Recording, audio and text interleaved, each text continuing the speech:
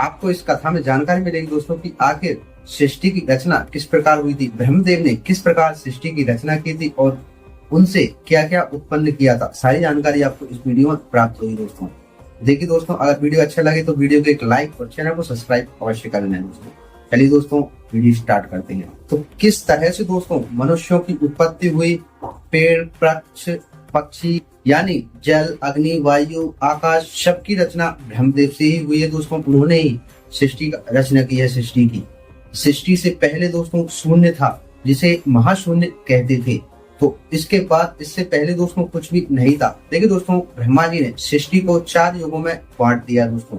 जो 4 युग हैं, सतयुग, त्रेता युग, द्वापर युग और कलयुग। हर युग का अंत होने पर दूसरी बार सृष्टि का निर्माण होता है। यानी अभी जो कलयुग चल रहा है, तो जब कलयुग का अंत हो जाएगा दोस्तों, तो फिर दोबारा से सृष्टि की रचना होगी, फिर सतयुग प्रारंभ होगा।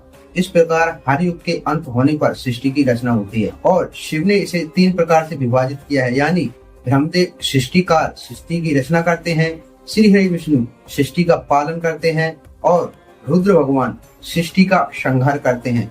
तो यह 3 कारणों से सृष्टि का क्रम चलता है दोस्तों। और तो इस प्रकार दोस्तों ब्रह्मदेव ने सृष्टि की रचना की है। अब ध्यानपूर्वक सुनिए दोस्तों, किस प्रकार ब्रह्मदेव ने सृष्टि की रचना की और सृष्टि की रचना करते समय किन किन बाधाओं से ब्रह्मदेव को जूझना पड़ा दोस्तों, और वह सृष्टि करने में किस प्रकार से सक्षम हुए। तो ध्यानपूर्वक सुनिए दोस्तों। ब्रह्मदेव जी कहते हैं, मैंने सृष्टि की इच्छा से भगवान शिव और विष्णु को स्मरण करके पहले के रचे हुए जल में अपनी अंजलि डालकर उसको ऊपर की ओर उछाला। इससे वहां 24 तत्वों वाला एक अंड प्रकट हुआ।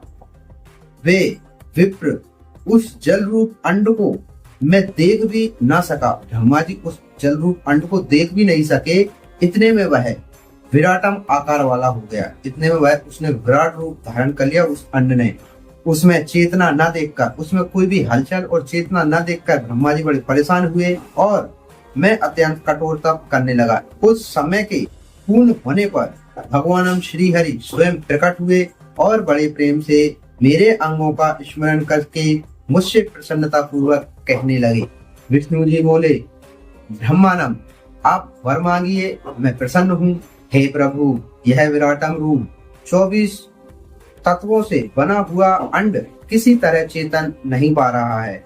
यह जड़ीभूत दिखाई देता है, मतलब इसमें कोई भी हलचल नहीं है।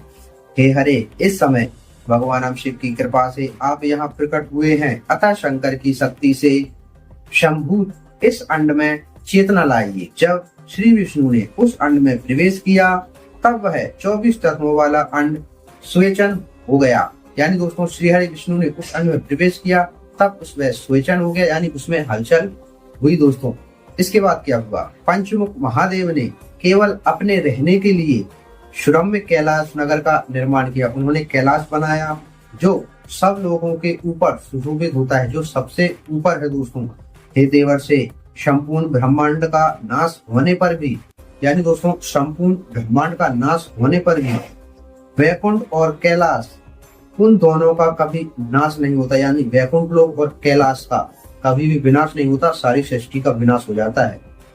हे मुनि श्रेष्ठ, मैं सत्यलोक का आश्रय लेकर रहता हूँ। ब्रह्मा जी कहते हैं कि मैं सत्यलोक का आश्रय लेकर रहता हूँ। हे तात, महादेव जी की आज्ञा से ही मुझ में सृष्टि रचने की इच्छा उत्पन्न हुई। तो इस प्रकार दोस्तों ब्रह्मदेव ने 5 सर्ग की सृष्टि की, यानी 5 प्रकार की सृष्टि की, और जो मनुष्य की उत्पत्ति है वह 4थी सृष्टि है दोस्तों। देखिए दोस्तों, तब भगवान शंकर की आज्ञा से एक रजोगुणी सृष्टि का प्रादुर्भाव हुआ, जिसे अर्वाक्रम स्त्रोत 4था सर्ग कहा गया है। यह 4था सर्ग है जो मनुष्य सर्ग कहलाता है। जो मनुष्य का सर्ग है यानी 4था, वह सर्ग पुरुषार्थ साधन का अधिकारी है। अब 5वां सर्ग दोस्तों, तदंतर महादेव जी की आज्ञा से भूत आदि की सृष्टि, भूत सर्ग 5वां सर्ग हुई। इस प्रकार मैंने 5 प्रकार की सृष्टि की। 5वां प्रकार तो की सृष्टि की ब्रह्मदेव ने ही। इस प्रकार दोस्तों 5 प्रकार की सृष्टि की ब्रह्मदेव। अब देखिए दोस्तों, अब मैं द्विजोत्मक सर्ग का वर्णन कर रहा हूँ। शनक आदि मेरे 5 मानस पुत्र हैं। तो ब्रह्मदेव के 5 मानस पुत्र हैं जो मुझ ब्रह्मा के ही समान हैं। वे महानम वैराग्य से संपन्न तथा उत्पन्न व्रत का पालन करने वाले हुए। उनका मन सदा भगवान शिव के चिंतन में ही लगा रहता है। वे संसार के विमुख एवं ज्ञानी हैं। उन्होंने मेरे आदेश देने पर भी सृष्टि के कार्य में मन नहीं लगाया। ब्रह्मा जी के आदेश देने पर भी उन्होंने सृष्टि के कार्य में बिल्कुल ही मन नहीं लगाया उन 5 मानस पुत्रों ने। हे मुनि श्रेष्ठ, शनकादि कुमारों के दिए हुए नकारात्मक उत्तर को सुनकर मैंने बड़ा भयंकर क्रोध प्रकट किया, किंतु हे नारद, मुझे मोह हो गया। अब ब्रह्म जी को मोह में पड़ गए। हे मुने, क्रोध और मोह से विहीन मुझ ब्रह्मा के नेत्रों से क्रोधवश आंसू की बूंदें गिरने लगी। उस अवसर पर मैंने मन ही मन भगवान विष्णु का स्मरण किया। वे शीघ्र ही आ गए और समझाते हुए मुझसे कहने लगे, आप भगवान शिव की प्रसन्नता के लिए तपस्या कीजिए। हे मुनि श्रेष्ठ, श्री हरि ने जब मुझसे ऐसी शिक्षा दी तब मैं महाघोर एवं उत्कृष्ट तप करने लगा। महेश्वर की 3 मूर्तियों में अत्यंत पूर्णाश सर्वेश्वर एवं दया सागर भगवान शिव अर्धनारीश्वर रूप में प्रकट हुए।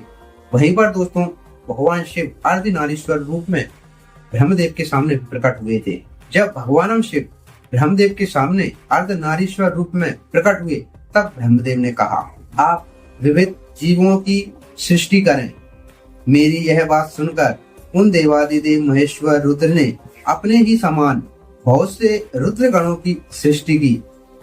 इस प्रकार दोस्तों वहां पर रुद्र भगवान ने बहुत से ही अपने ही समान गणों की सृष्टि कर डाली। तब मैंने स्वामी महेश्वर महारुद्र से फिर कहा, हे देव, आप ऐसे जीवों की सृष्टि करें जो जन्म और मृत्यु के भय से युक्त हों, यानी जिनका जन्म भी हो और मृत्यु भी हो, ऐसे जीवों की सृष्टि करें। क्योंकि जो रुद्र भगवान ने जो रुद्र समान गणों की सृष्टि की थी, उनकी ना तो मृत्यु है ना उनका जन्म है, वह अजर अमर है। तो तब ब्रह्मदेव ने रुद्र भगवान से प्रार्थना की थी कि आप ऐसी सृष्टि करें जो जन्म और मृत्यु से परे ना हो, यानी उनकी जन्म भी हो उनका और उनकी मृत्यु भी हो। ब्रह्मा जी की यह बात सुनकर अब महादेव जी ने कहा, विदे, मैं जन्म और मृत्यु के भय से युक्त अशोक जीवों की सृष्टि नहीं करूंगा, क्योंकि वे कर्मों के अधीन होकर दुख के समुद्र में डूबे रहेंगे। मैं तो गुरु का स्वरूप धारण करके उत्तम ज्ञान प्रदान कर दुख के सागर में डूबे हुए उन जीवों का उद्धार मात्र करूंगा, उन्हें पार करूंगा। मैं केवल गुरु बनकर उनको शिक्षा दूंगा, उनका उद्धार करूंगा। यह रुद्र भगवान ने कहा ब्रह्मदेव से। हे प्रजापति, दुख में डूबे हुए समस्त जीवों की सृष्टि तो आप करें। मेरी आज्ञा से इस कार्य में प्रवृत्त होने के कारण आपको माया नहीं बांध सकेगी, आप पर कोई कष्ट नहीं आएगा, आपको माया बिल्कुल भी मुंह में नहीं डाल सकेगी, ना बांध सकेगी। मेरी कृपा से आप ही सृष्टि की रचना करें और इसका निर्माण करें। अब इसके बाद दोस्तों ब्रह्मा जी बोले, हे नारद, तदंतर मैंने शब्द आदि सूक्ष्म भूतों का स्वयं ही पंचीकरण करके उनसे स्थूल आकाश, वायु, अग्नि, जल, पृथ्वी की सृष्टि की। तो सबसे पहले ब्रह्मदेव ने वायु, अग्नि, जल, पृथ्वी की सृष्टि की। दोस्तों पहले इन्हीं का निर्माण किया ब्रह्मदेव ने। पर्वतों, समुद्रों, वृक्षों और कला से लेकर युग पर्यंत कालों की रचना की। यानी दोस्तों समुद्र की रचना, वृक्षों की रचना, पक्षियों की रचना, सबकी रचना ब्रह्मदेव से ही है दोस्तों।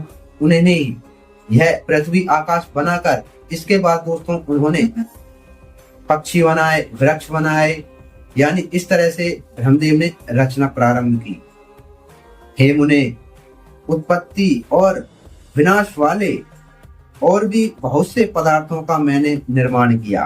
तब शाम शिव का ध्यान करके मैंने साधना परायण पुरुषों की सृष्टि की। अपने दोनों नेत्रों से मरीचि को,